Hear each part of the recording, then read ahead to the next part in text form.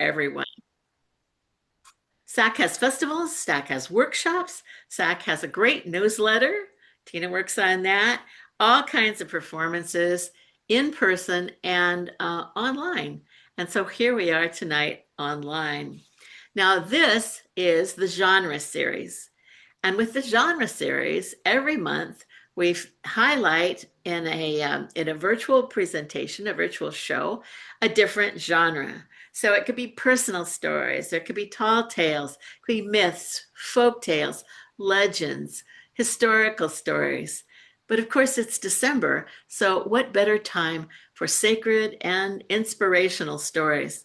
I think at the end of the year is when you flip that calendar sheet and it says December, it immediately sends you into some reflection about what has happened during the year, the highs and the lows, and what your expectations are going forward, and the things that have brought you joy, and the things that are inspiring to you, things that you want to share. So that's what this genre show is all about. They're held once each month, always on the third Wednesday. And tonight, I'm Marilyn McPhee, and Tina Tomiyama and I are co emceeing this show. And we also have to acknowledge Ed Lewis, who's here. And the genre series was his brainchild. And he and Tina are taking that into the future with some really wonderful things. So we're going to jump right in because we've got some stories and we want to hear the stories. First up is Bowen Lee. Bowen Lee is coming to us as a member of the Asian American Storytellers in Action. And perhaps you might guess from her background that she is coming to us from Olympia, Washington. And Bowen is going to share with us an ancient Chinese folk tale. So the floor is yours, Bowen. Thank you so much, Marilyn. This tale is from China.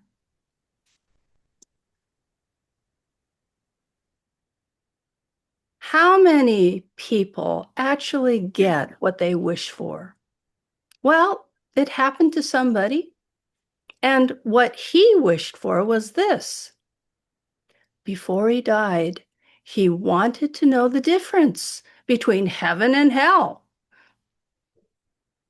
Well, he had always heard that you have to be good to go to heaven, and if you're bad, you go to hell. But it's so much harder to be good than it is to be bad. He wanted to know whether it was worth all the trouble. And besides, he wanted to know before he died what he was getting into. So he wanted to visit heaven and hell. So he got his wish, and the first place he went to was hell.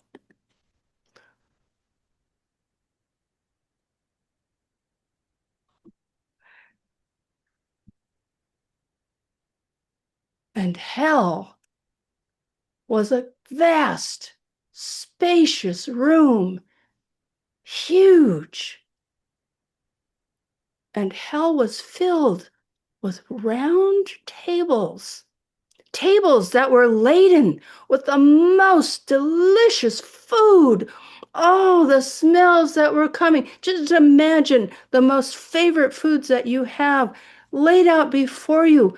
Oh, and the aromas, hot and cold, sweet and sour, savory and sweet, all of the spices and flavors filling the air. But in hell, what also filled the air were cries and moans and groans and shouts and screams. Because there is only one rule in hell. Each person got a pair of chopsticks that were 1 meter long, 3 feet long. And the rule in hell was that in order to eat the food in hell, you had to use the chopsticks. So people were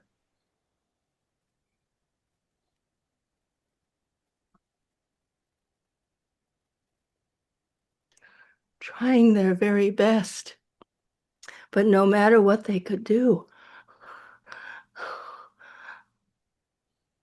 they could not get the food. They could not eat. And all people in hell were starving. And they were already dead. So that meant they were going to suffer for all eternity. Oh, people went insane. They became violent and they became so depressed. There was no hope in hell. It was just constant, eternal suffering and misery. Well, the man had seen enough of hell. So now he wanted to go visit heaven.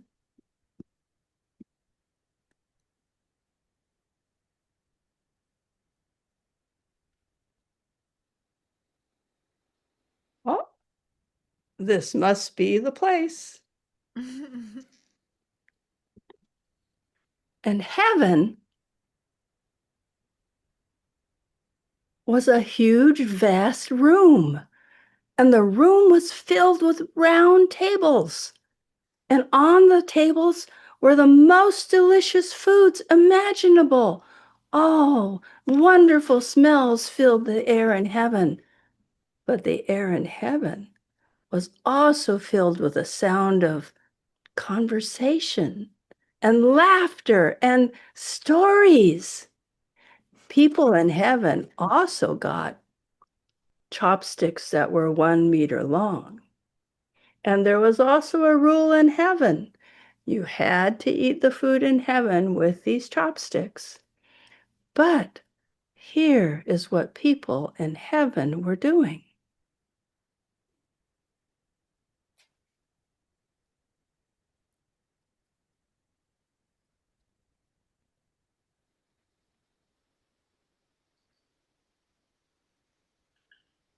They were feeding each other. So everybody in heaven was content. Oh, well, the man had seen what he had come to see. So he went back to Earth.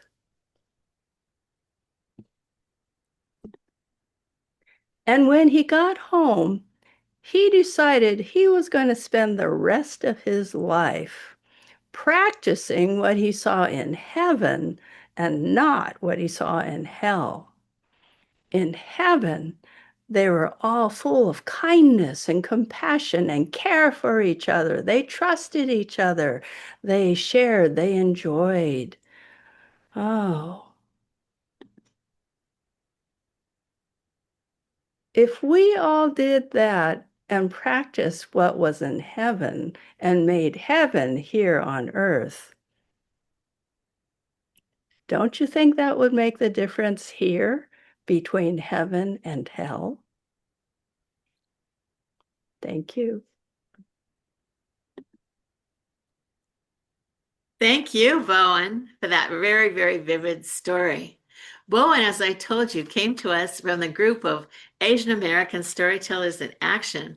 And each of our storytellers tonight is here on this show because they were nominated by a storytelling group in California who that they're a part of.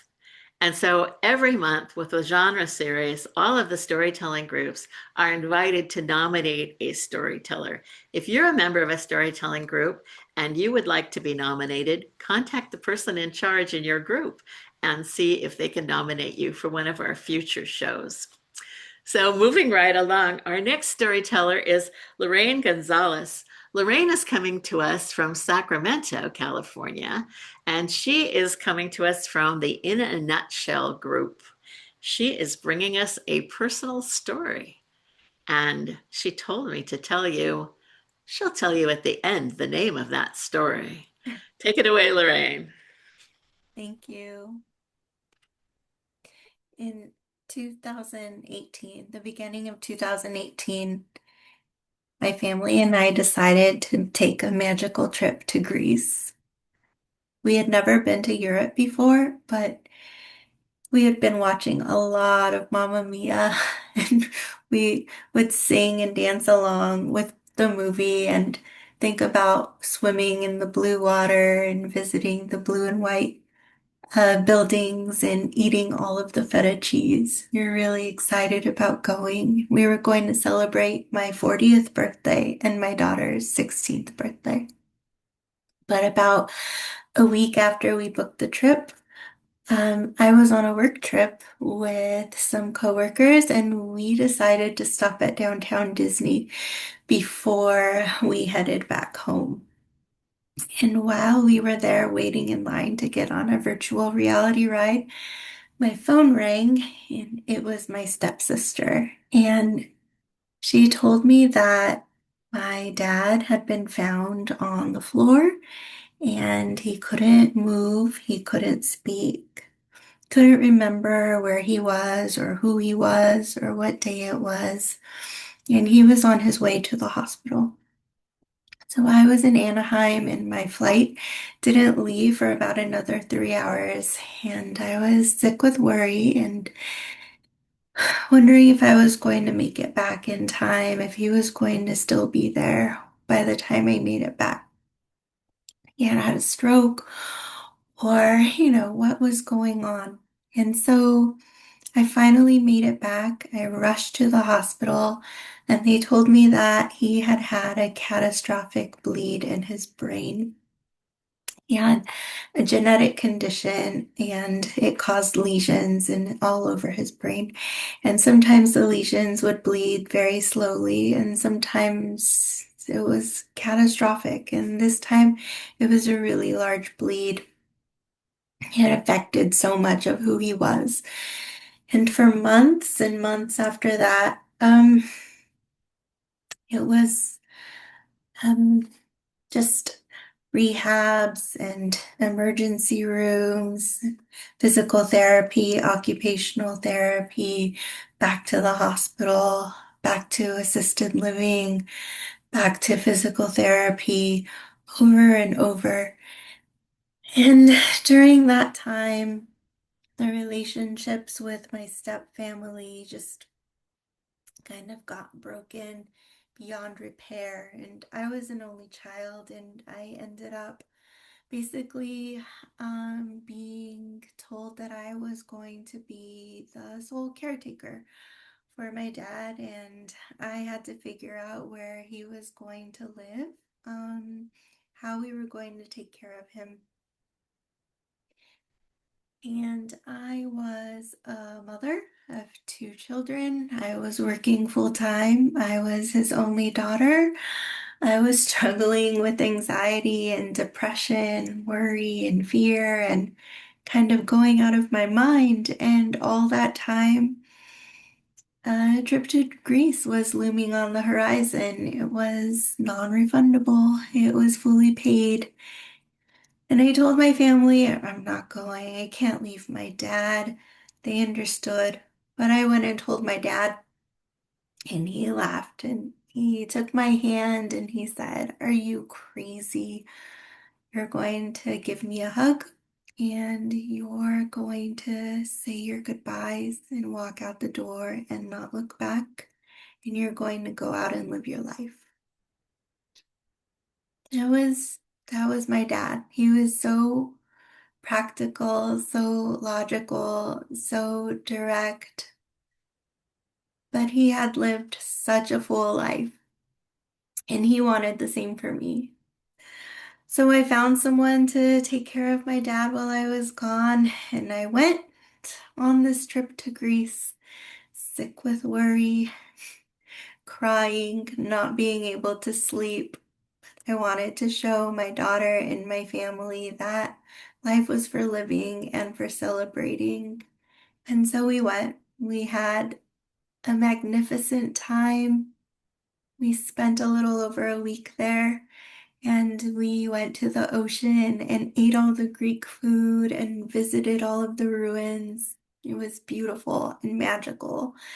And on the last day, we were supposed to go to the mountains to Delphi, where the temple of Apollo resides. In Delphi, it said that Zeus threw a rock down from the heavens onto Earth, and it landed squarely in the middle of the earth, right in Delphi.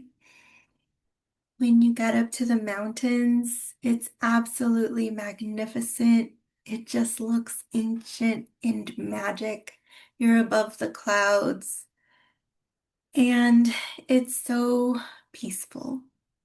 The oracle was supposed to be there along with Apollo, giving wisdom and advice and healing to all of the ancient peoples, and I sure did feel that while I was up there.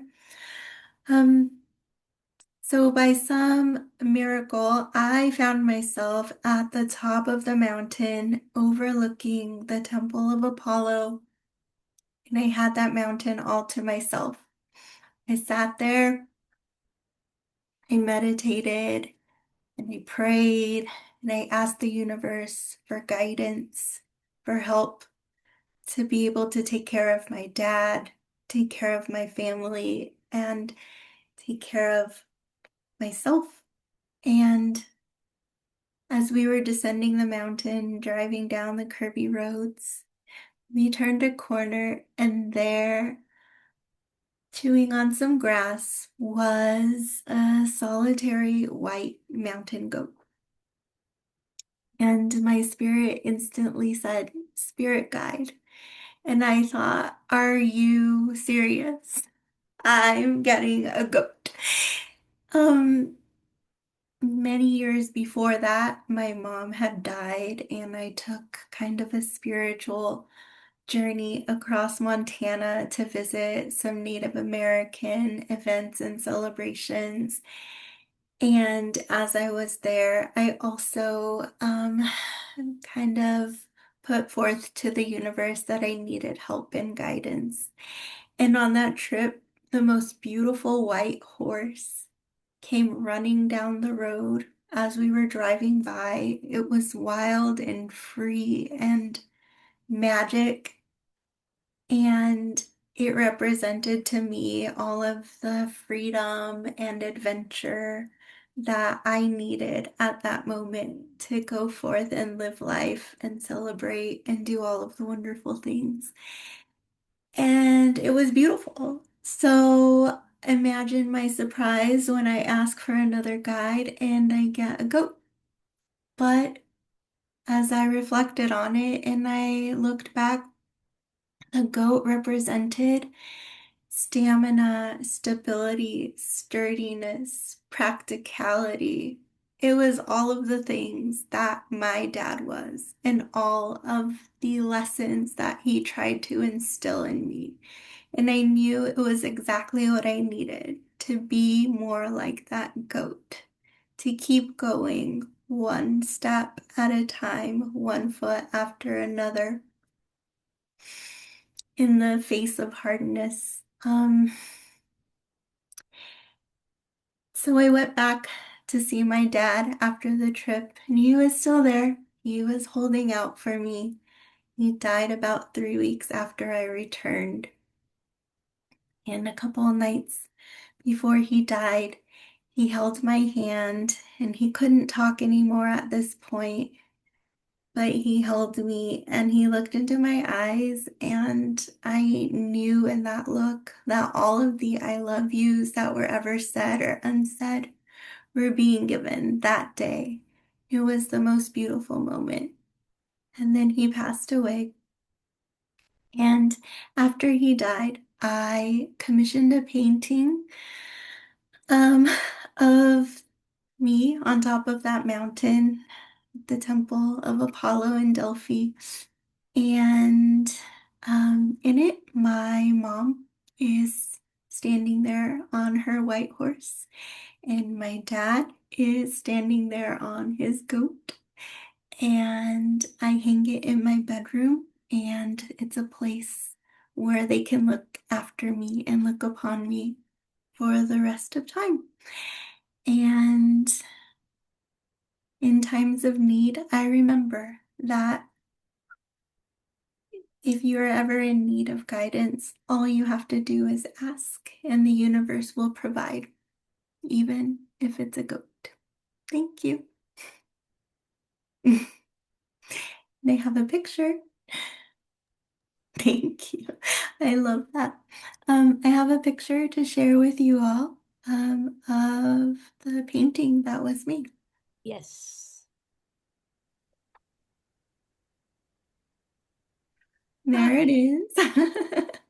There's my dad with his goat. And the funny story is, as that artist was painting it, she said, I can find so many reference pictures of people riding on horses, but I can't find any reference of anyone riding on a goat. So do you want an extra large goat or an extra short dad? And he said, neither. I want normal size and I just want him to be straddling because that's what he would be doing. There we have it. Thank you for having me today. Thank you so much, Lorraine. That was a very, very moving story. Thank you. Something we'll remember. So, our next storyteller is Rose Owens, and Rose is coming to us from Northern California from the Do Tell Story Swap group. And she is offering a classic story, her version of a story that was written, at least in another version, by Tolstoy. But this is Rose's version of A Christmas Guest. Let's listen to Rose. Christmas Guest has an interesting history. It was first written in 1883 by Reuben Salins, and it was translated, and Tolstoy found it and thought it was in the public domain, and he wrote his version. And then it was translated into English, and then it was translated back to France, where Salins lived, and he realized his copyright had been violated. So he contacted Tolstoy, who apologized profusely. But it was translated into English again, and it came to the United States, and it was printed in a Hallmark greeting card. And then Helen Steiner Rice turned it into a poem. Then Grandpa Jones, who was a banjo-playing American entertainer, performed the piece. And it was also performed at later time by Johnny Cash, Reba McEntire, and Andy Griffith. And I based my version on the Tolstoy version. Martin Avidich stood at the window looking out. He watched the snow softly drift down to the street. He listened to the children shouting and crying for joy. He could smell the turkey baking in various homes. It was Christmas, and he was alone. But after all, it was Christmas, and he watched as the shadows darkened and the street became bare, and he closed his shutters and he sat down. Now, he did not often read in the Bible, but tonight he did, and he lifted up the book and he read with his fingers tracing the lines. He read of Mary and Joseph coming to Bethlehem, and there was no room at the inn, and the baby was born in a stable. That's not right, he thought. That's not right. He should not have been born in a stable. If they had come to my village, I would have invited them in. I would have given Mary my bed. I would have wrapped the baby Jesus in my warm quilt. He sat down and continued reading. He read of the wise men who saw the star, and they followed the star, and they brought gifts of gold and frankincense and myrrh, and laid them before the Christ child. I don't have a gift for baby Jesus. He reached up onto the shelf, and he took down a box, and he dusted off the lid, and he opened it up, and inside was a beautiful pair of tiny baby shoes, the finest leather shoes he had ever made. I could give this to baby Jesus, he said. And then he sat down in his chair, and his eyes were tired, and he closed his eyes and fell asleep. And in his dream, he heard a voice, and as it is when you dream, you instantly know who it is. And it was the voice of Jesus. And Jesus said, Martin, tomorrow I will come to visit you. Tomorrow is Christmas Day, and I will come to your house. And then the next thing, but the voice said, you will not know who I am. And the next thing Martin knew, the church bells were ringing, and it was Christmas morning. And he got out, oh, today he comes. And Martin went to the window, and he opened his shutters, and he looked out. The street was empty, except for a street sweeper. He was out there in the cold, and His hands were red. And Martin went to the door and he said, "Come in, come in. I have some hot chocolate. Come sit by my fire." And the street sweeper came in and he sat by the fire and he cradled a mug of hot chocolate in his hands and savored the warmth. And he noticed that Martin kept looking at the window. And he said, "Are you expecting someone?" And so Martin told him of the story and how Jesus was coming. And as the street sweeper got up to leave, he said, "I hope you get your dreams come true. I hope." And when the door opened, the burst of cold air rushed into the room, and Martin looked at the cold sweeper, and he stood up and he picked up his coat from off the wall, and he said, "Here, take this. It will keep you warm. And there are gloves in the pocket." And as he shut the door, he said, "My old coat will do me for one more year." And then he thought about Jesus. Would he be a baby? Would he be a grown man, a carpenter? Or would he come as the King of glory that he was? And he tidied his room and he made his bed and he went to the window and looked out and he made some soup for his dinner and he went to the window and looked out and he saw an old woman with a ragged black shawl. And she was carrying a bundle of sticks, and every so often one of them would fall, and she would hunch over and pick it up. And Martin went to the door and said, "Let me help you." And he took a rope and he tied that bundle of sticks up tight. He said, "Come in and get warm." And he sat her down by his fire and gave her of his soup. And they visited. And as she got up to leave, she said, "Martin, God bless you, Martin Avidovich." And then she was gone. And Martin stood at the window and watched. And the shadows grew deeper and longer. And he still had not come. And then Martin saw, huddled close to the side of a building, a young woman, and she was carrying something in her arms. And when they got closer, he could see that she carried a baby, and his face was as sad and pinched as the mother's. He came to the door and he said, "Come in, come in." And he sat her down by the fire and he gave her soup, and he warmed milk, and he sat the baby on his lap and spooned milk into the baby's mouth. "I know how," he said. "I've had children of my own." Then he looked down. "She has no shoes." "I know. My husband has died, and I am going to the next village to see if I can find work, and then perhaps I can buy her some shoes." Martin reached up, gave the baby back to his mother, reached up, brought down the box, and said, "Here, try these on."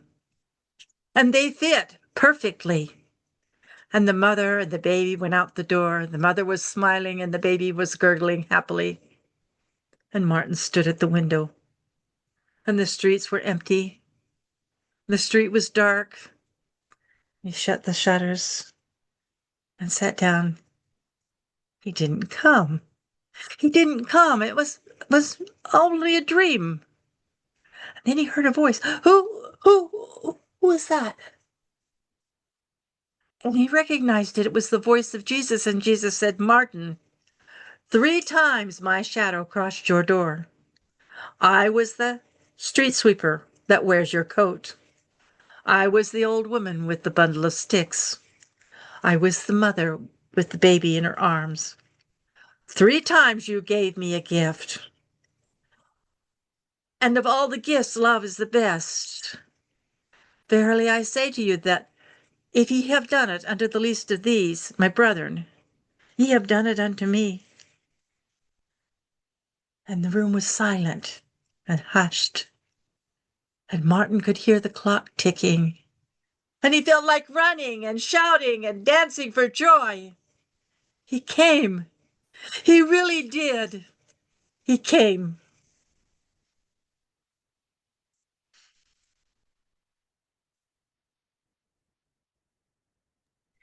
Rose, thank you so much for that very joyful story. Beautifully told. So, our next storyteller is coming to us from Malibu and from the Yours Truly group of storytellers. And she has a personal story for us about dancing. So, Debbie Palmer Siegel, let's hear your story. Hi, it's called She Just Wants to Dance. The first blues song I ever fell in love with was Billie Holiday's My Man. For whatever my man is, I am his forevermore. Her voice was the smoothest sound I'd ever heard, and I loved her dedication to her man. My nana knew Billie Holiday, and she told me that Billie sure did love the piano man, almost as much as she loved her reefer. It was Diana Ross who played Billie Holiday in Lady Sings the Blues, and she was awesome in that show. I saw her many times in concert after that movie, and every time she sang Reach Out and Touch Somebody's Hand, Make This World a Better Place, if you can, I cried like a baby.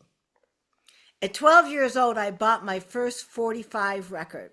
It was B.B. King singing The Thrill Is Gone. B.B. named his guitar Lucille, and he knew how to make that guitar talk. The next two albums I bought, the first one was Elvis Presley's Polk Salad Annie. Now that's polk salad. A mean and vicious woman who made the alligators look scared. Lord have mercy. And the second album I bought was Superstition by Stevie Wonder. His sister's black, but she is sure enough pretty. Her clothes are old, but Lord, her skirt is short, but Lord, her legs are sturdy. Her clothes are old, but never are they dirty. Living just enough in the city. I remember hearing the police sirens in the background of that song and being in awe of Stevie's brilliance. These songs influenced my youth far more deeply than any time I spent in school.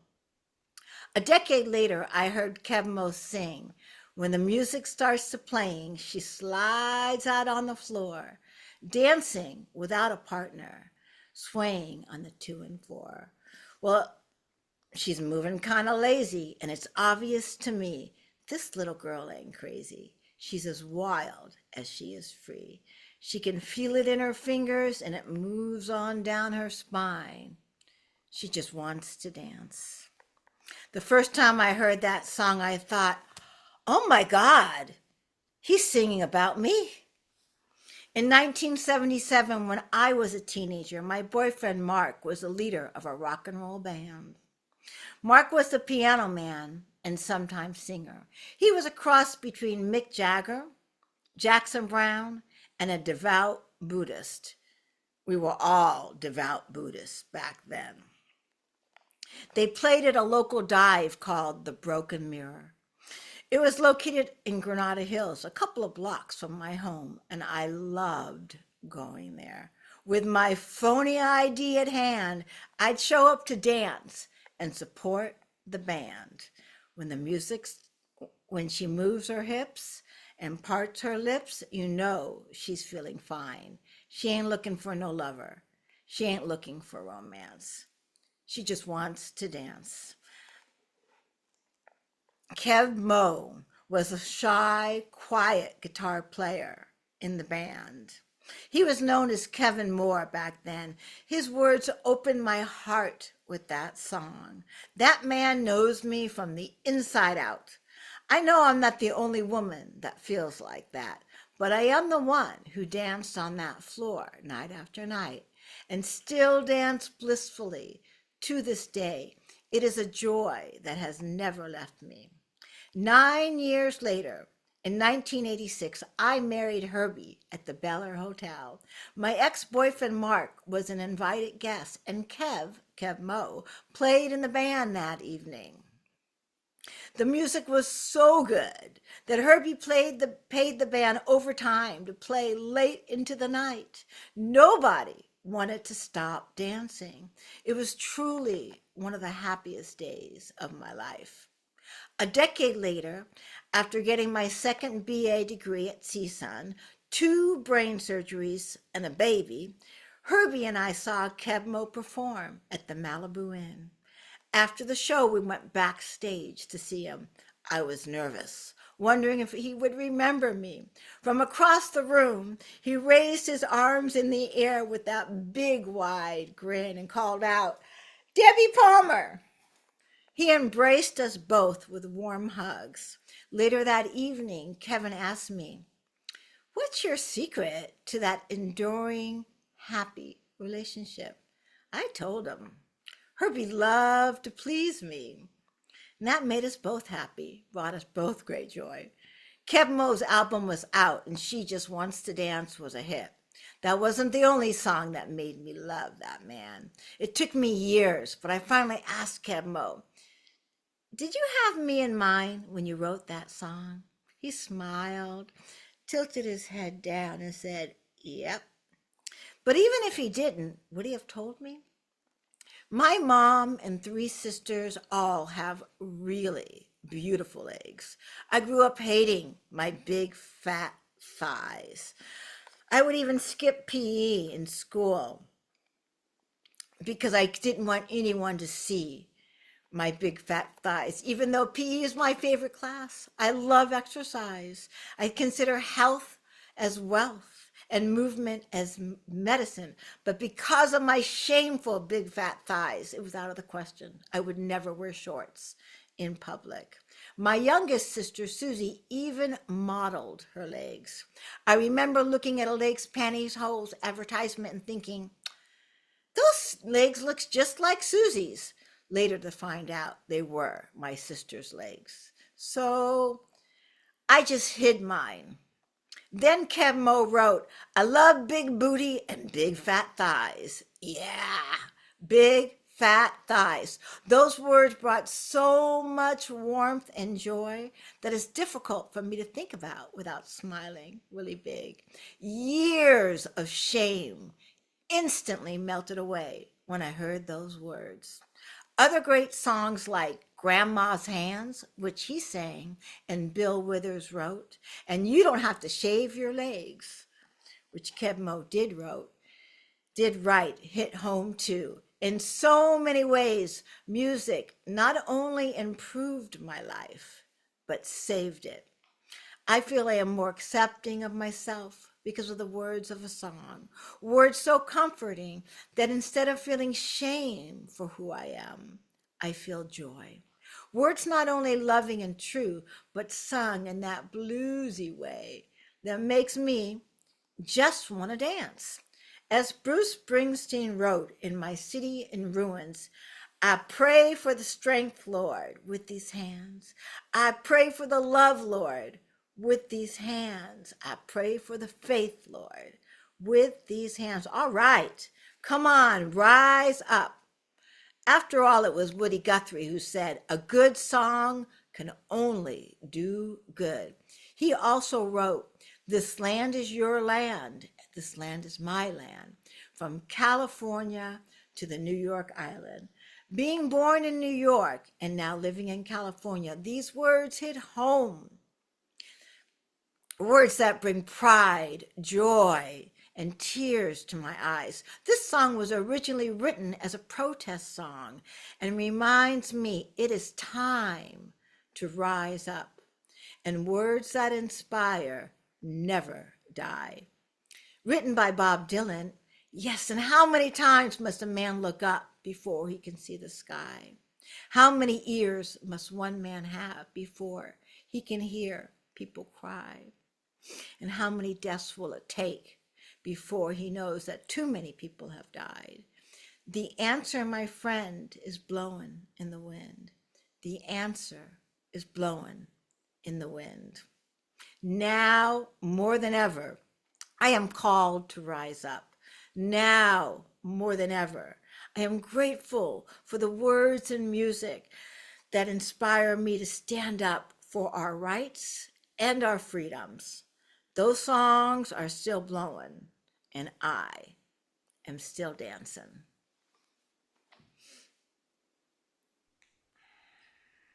Debbie, thank you so much for that memory-filled story. So much to think about. Next, coming to our virtual stage, who a person living in Santa Barbara, but part of the Story Masters group, and that's Heba Hamden, who is coming to us with a personal story. We're excited to hear your story, Heba. Take it away.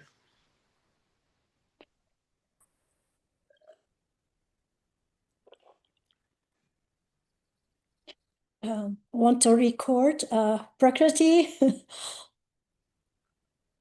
Yes, you can send me a request to record. I haven't received it, Eva.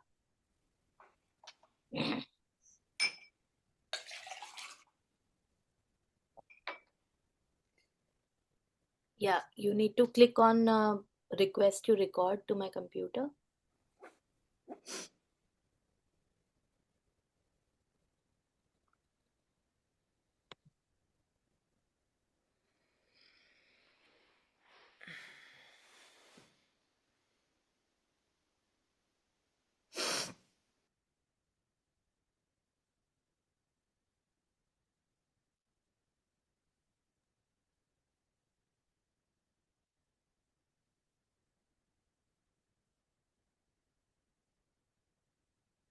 Have you ever had a dream that you tried and tried and tried to achieve, but every time you failed to reach it? This was exactly the case with my dream of becoming a doctor. Maybe it was too big of a dream at the time. I was a kid growing up in the civil war of Lebanon. 15 long years of fighting and bombing from 1975 till 1990. Dad had stopped working after an accident that left him with a broken hip that didn't heal well.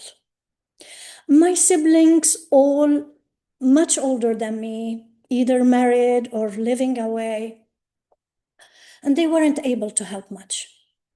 So my mom started to do babysitting at home, and I started to give tutoring lessons to our neighbors' children. Still, it wasn't much, and medical schools were too expensive in Lebanon. Then a member of my family in Europe said to me, "Hiba, I'm so proud of you. With your high grades, you can get into any medical school. I'm gonna get you a scholarship to Europe." I was excited. I was so happy and full of hope. Unfortunately, he failed to follow it through. I lost that scholarship and a whole year waiting for it. I got so furious. Mom tried to comfort me. She said, "Honey, you need to be realistic. We can't afford the Jesuit or the American University of Beirut.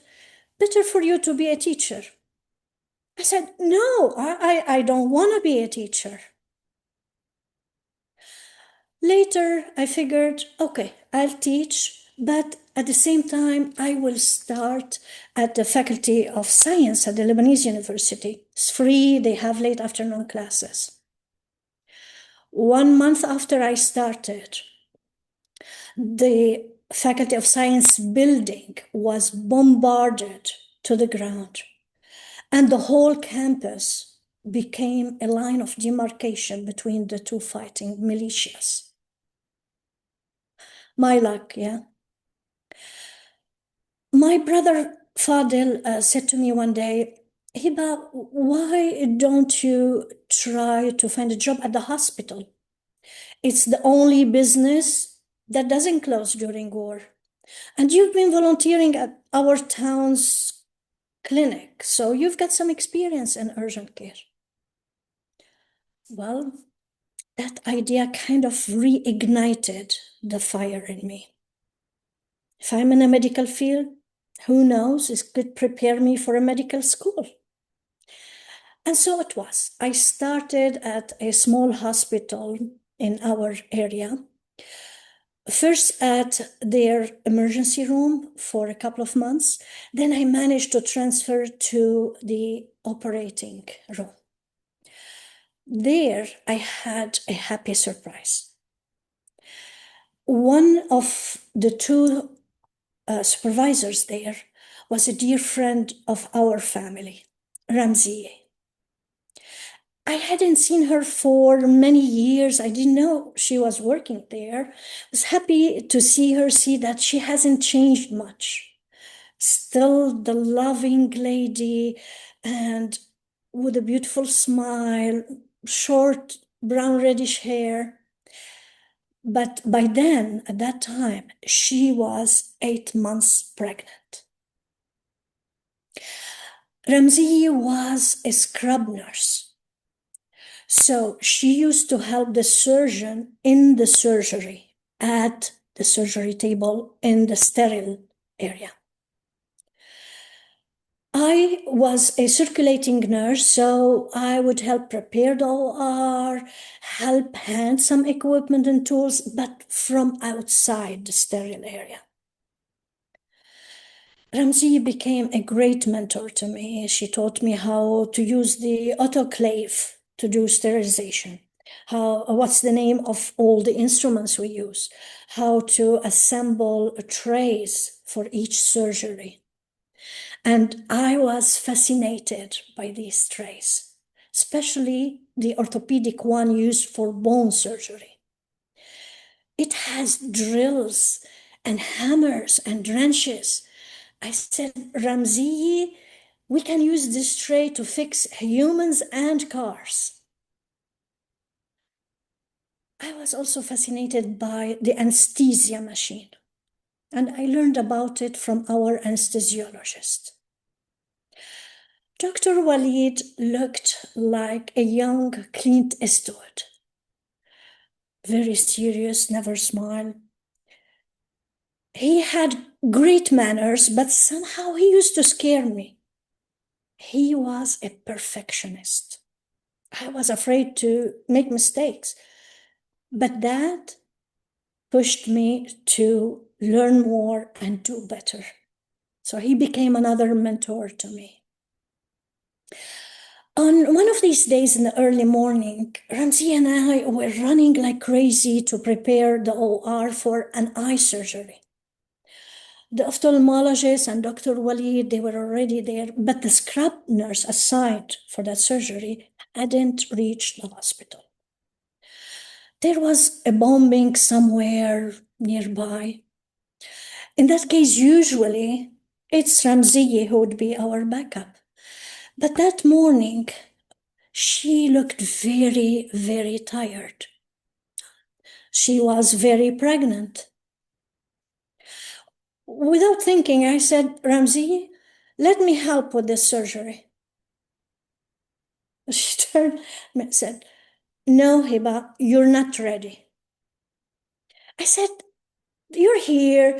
This is a cataract surgery, very easy. If we have to, you jump in, right? She didn't answer and kept going back and forth, just arranging the tools and equipment. Then she said, okay, let's do it. Okay. And then I started to realize the big risk I put myself into. What if I made a mistake? What if the surgeon asked me for a specific clamp and I didn't know which one to give him? And this was an eye surgery. Can you imagine poking someone in the eye with a knife? Tiny scalpel, fancy name. It's still a knife. I was horrified. When Ramzi put the scrubbing gown on me, I was shaking, but I tried to hide it. Everything was surreal. I didn't know how we finished. Then I asked Ramzi, how did I do? She smiled and said, "You did great." And Dr. Walid thought so. Wow. A compliment from my two amazing mentors that meant the world to me. After that first surgery, they allowed me to do more and more.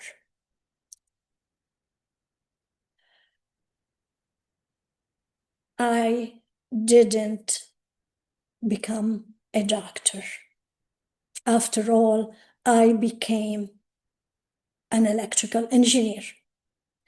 So, was my work as a scrub nurse a waste of time? Absolutely not. That scrubbing experience taught me how to control my fear and move forward. And this helped me so much in so many ways later in my life. When I was driving my motorcycle in Beirut to go to give tutoring lessons, sometimes during the bombing, sometimes when snipers were shooting at me, I sure had to scrub away my fears so that I could finish my engineering degree. That degree helped me discover a new dream path, a career in the airlines business, a field of travel and discovery I'm passionate about, way more than becoming a doctor. You too. If fear is holding you back, find a mentor who can teach you, push you, and cheer for you. And just scrub away your fears. You'll reach way beyond your dreams. Thank you, Hiva, for that story of triumph and learning. Appreciate that. So, coming up next is a storyteller from the Storytellers of San Diego, from Northern San Diego in Carlsbad, Catherine Bonin, who is bringing us a story of warmth. Catherine, looking forward to your story. Thank you, Marilyn. Well, it was 1959, Christmas Eve. Jack and Marta had been married for 10 months. Jack had gotten a job as an assistant in the accounting department at a shoe manufacturing plant, and he wasn't making much money. But he wanted to make sure that he had some money to buy something for Marta for Christmas. So for many months before Christmas, he saved $1 from every paycheck. And he listened very carefully to her. One day she came to dinner and she told him that she had seen a red coat at the corner boutique and it was so beautiful. And he knew right then and there that that was going to be the Christmas gift he would give her. So on Christmas Eve, he took all those dollar bills and he went into the store to buy that red coat. He found it, of course, right away, picked it up and placed it over his arm, walked over to the cashier and laid down his dollar bills, counting them. The coat was 16 and he had $19 on him. He was still holding the coat when the doorbell rang. The door opened and the bell above the door chimed, and in walked a little boy about 8 years old. He looked around a little confused and he looked at Jack and said, "Mister, can you help me?" Jack squatted down and looked at the little boy at eye level. He said, "Certainly, I'll help you. What's your name?" The little boy said, "Johnny." And Jack said, "Johnny, what can I help you with?" And Johnny said, "I need to buy a coat for my mom for Christmas. She's sick and she's cold. She doesn't have a coat and she hasn't been feeling well and she won't come outside with me because she doesn't have a coat." And Jack said, "Well, let's go find her one. How much money do you have?" The little boy reached in his pocket and he pulled out a crumpled dollar bill. And then he reached in his pocket again and he pulled out a dime. And he said, "I've been doing odd jobs and chores and walking dogs for all of my neighbors so I could get this money so that I could buy my mom a winter coat." And Jack said, "Let's go look and see what they've got." And they looked at the coats on the rack, every single one, but Johnny didn't like any of them. Jack was still holding that red coat, though. And Johnny said, "I like that red coat that you're holding." Jack looked at it And he looked at Johnny, and then he looked at the clerk and he said, "How big is your mom? Do you know what size she is?" And Johnny said, "No, but she's like her." And he pointed to the clerk. And so Jack took the coat over to the clerk and asked the clerk to put it on. And Johnny said, "Oh, it's so beautiful. My mother will love it. And red is her favorite color." And Jack said, "Well, you're in luck, Johnny, because this coat is exactly $1 and 1 dime." And he gave the coat to the clerk, and the clerk went into the back, put it in a box, put a big bow on the box, and brought it back and gave it to Johnny. Johnny walked out of the shop with a big smile on his face. Well, the clerk and Jack talked for a few minutes and about how kind Jack had been. And the clerk put the dollar and the dime in an envelope and gave it to Jack.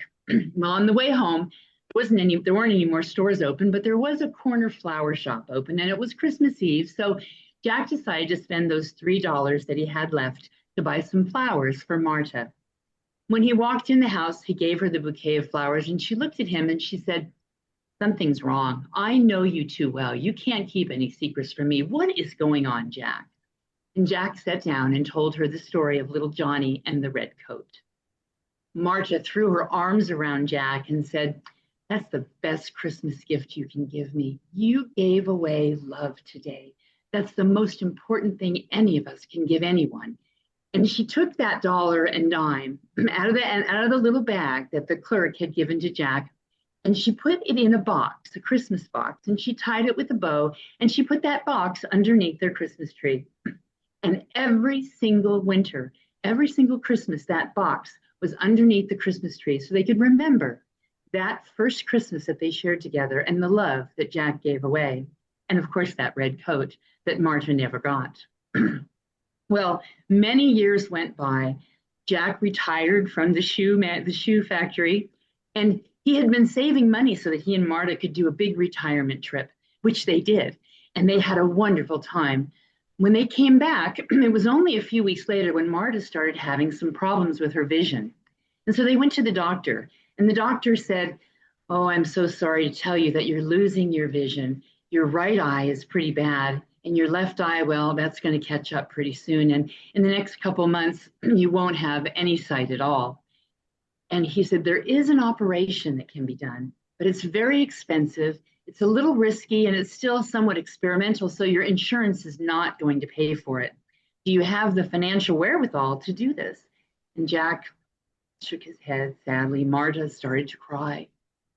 And he told the doctor, "I've never had a lot of money. We've never been wealthy. We've lived pretty much paycheck to paycheck, and we just came back from a vacation that I'd saved so long for. We just don't have the money. So we'll go home and we'll pray about it, and we'll have to see what happens. Maybe we'll talk about selling the house or see if we can come up with some other ideas." Well, the young doctor sat back and looked at Jack and looked at Marta, and he said, "You're wrong. You are a very wealthy man." Jack sat back and, "What are you talking about? I'm not wealthy. I just told you about our financial situation." And the doctor said, "Well, many, many years ago, you made a very smart investment." He said, "My name is Johnny."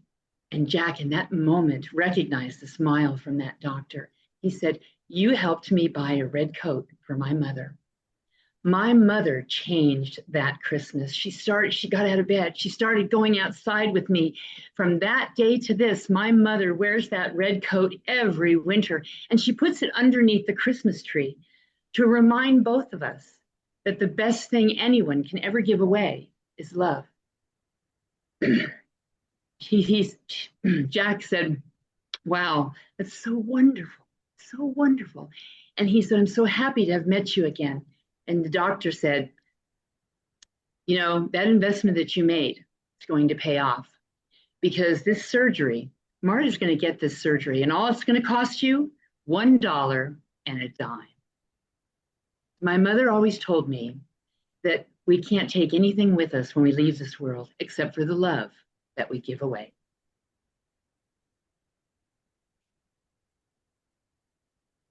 Oh, Catherine, thank you so much for that story about the price of the best gifts. Well, wrapping up our evening is going to be a storyteller from Los Angeles, from the Community Storytellers, and that's Karen Golden, who's coming to us with a personal story. Karen, looking forward to your story. Thank you, Marilyn. I said yes. I would love to be the penguin mascot in the ice show. Nancy, the organizer of the ice show, who was also the chief decorator of the Water Street Pavilion downtown shopping center in my hometown of Flint, Michigan, looked at me and said, "Are you kidding me?" And I said, "No, I would love to skate as the penguin in the ice show." She said, I didn't even know you skated. I was kind of kidding you when I asked you, but maybe I thought maybe you knew somebody that would skate the penguin part." And I replied that I had always wanted to be a penguin in an ice show. You see, I grew up skating. My mother taught me to skate when I was 3 years old, and I had been in many ice shows as a child, but I never skated a solo. I was always in a group number with lots of other skaters, doing a chorus line. But now was my opportunity to shine as a solo skater.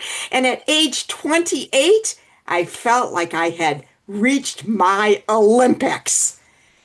And then Nancy told me the really great news that I would be skating in a penguin costume like they wear at Disneyland, you know, the kind with the great big head. And I thought to myself, even better, because nobody will know that it's me inside. I will get to be someone else, a penguin, for a while. And that sounded great.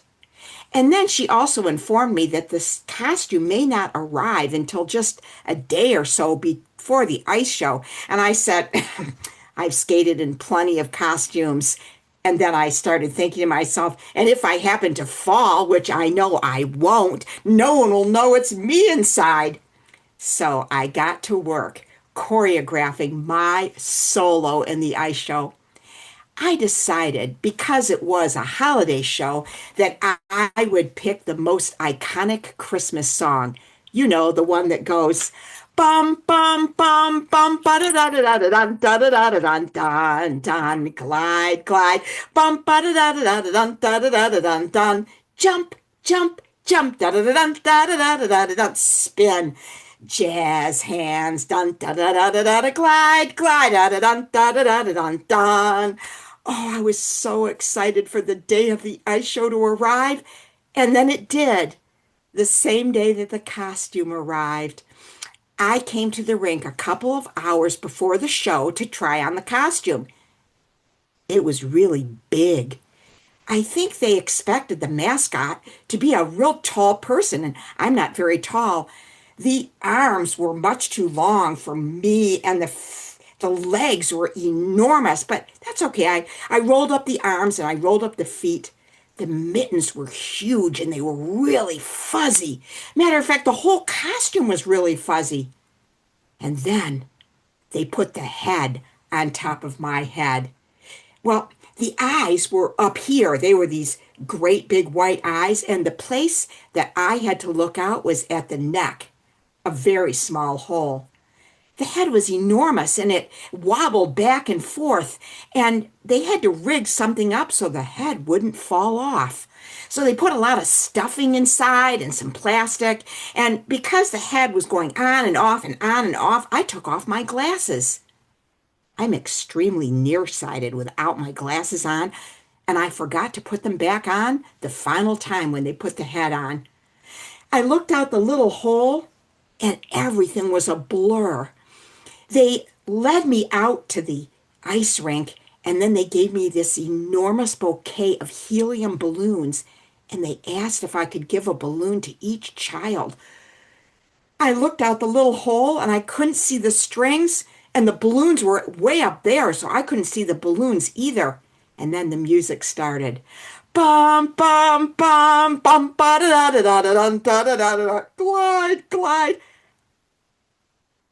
I just wanted to stay upright on my skates. I forgot all my choreography. And then I started hearing the voices of the children. I want a red balloon. I want a green one, not the red one, not the green. I want a blue one. I couldn't feel the strings with my mittens because they were so thick and I couldn't see the colors of the balloons. And I was trying my hardest to get the right colors and even just feel the strings. And then I heard some children say, my balloon went all the way up into the sky. And then I heard a very small voice say, I want a red balloon. I don't want a green balloon. I want a red one. And then I heard the distinctive voice of a mother say, James, don't climb over the guardrail. James, what are you doing? And then I felt my skate butt up against something. It was James. I fell over James flat onto the ice. And then I heard his mother say, James, are you okay? Yes, Mommy, I'm okay. I just wanted the red balloon.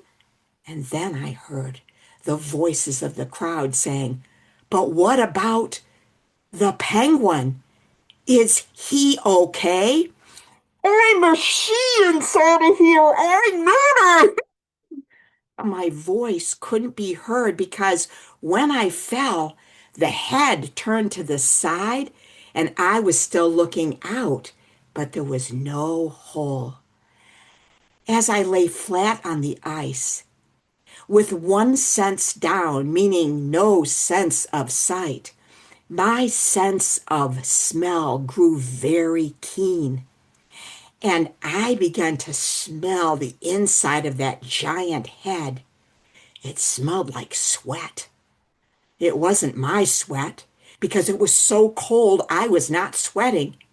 And then I started imagining that there had been others that had rented this costume and worn that head, like a man at an amusement park, and maybe a boy who wore that head at homecoming for the football game, and maybe a lady had worn it for library day in the summer and it was 95 degrees.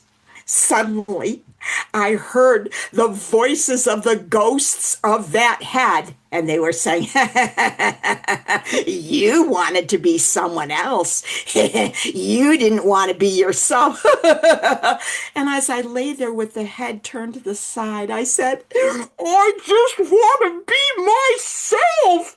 Well, then get up off the ice, said the voices.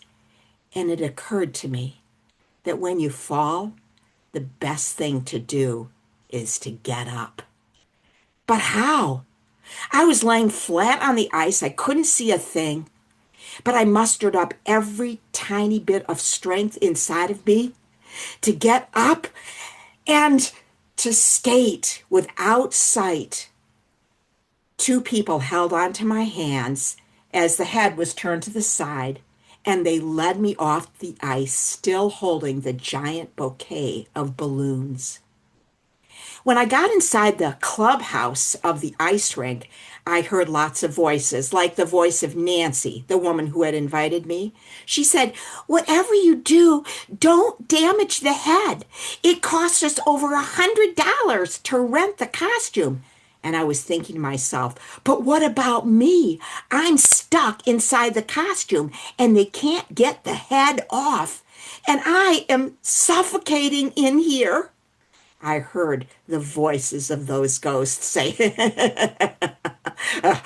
you're going to need a miracle to get the head off. And then I heard a voice of a woman say, I am here to save you. Now, I want everyone here to hold hands. It is the Christmas season, and I want all of us to say, Jesus saves, Jesus saves, Jesus saves. And even though I'm Jewish, I chanted along, Jesus saves, Jesus saves, Jesus saves, came my voice out of that muffled head. But then it also occurred to me that it was Hanukkah.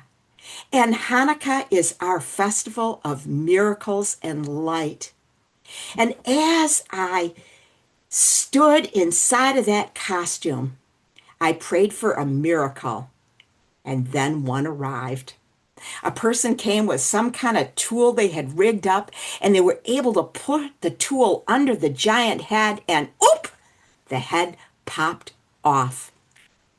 Nancy asked if I wanted to go back out and continue giving away the balloons, and I said yes, but only if I can be myself. And so, with a full balloon bouquet in hand, I skated out onto the ice. I could feel the strings, I could see the colors. And when the children said, "I want a blue one," I said, "Here's a blue one. I want a red one. Here's a red one." And then I heard the voice of a little boy say, "I want a red balloon." And his mother said, "James?" And he said, "I hope the penguin is okay. I'm so sorry that I tripped the penguin." I looked down at James and I said, "James, the penguin is better than okay. The penguin is doing great. The penguin went back to the North Pole. Here's your red balloon." And I really appreciated being myself. And ever since that day, I've never wished to be anyone else except for me. And when I looked down at James, I smiled. And when you're not wearing a giant head, you can smile. And I said, "Merry Christmas." And he smiled back at me. And because I had my glasses on, I could see his beautiful grin. Thank you so much, Karen. That was great. So that's our show. It was a great show, wasn't it? We had we had failure and success. We had determination. We had disappointments. We had triumphs. We had a lot of spirit and a lot of warmth. The perfect thing for December. So I'd like to give each of these tellers a chance to mention something that may be coming up or something that they wish for you to know. And they may be putting some things in the chat, some contact information or some information for you. And just to remind you is that we have recorded this show. So if you missed anything, I know that Tina lost her connection, so she'll be wanting to watch this show. And maybe some of you would like to jump in and review some of the stories that you heard. So check the Storytelling Association of California's YouTube channel, and you can hear these stories again. And I know you'll want to, and share them with those that you love. What have you got coming up, folks? Let's start with Bowen. Bowen,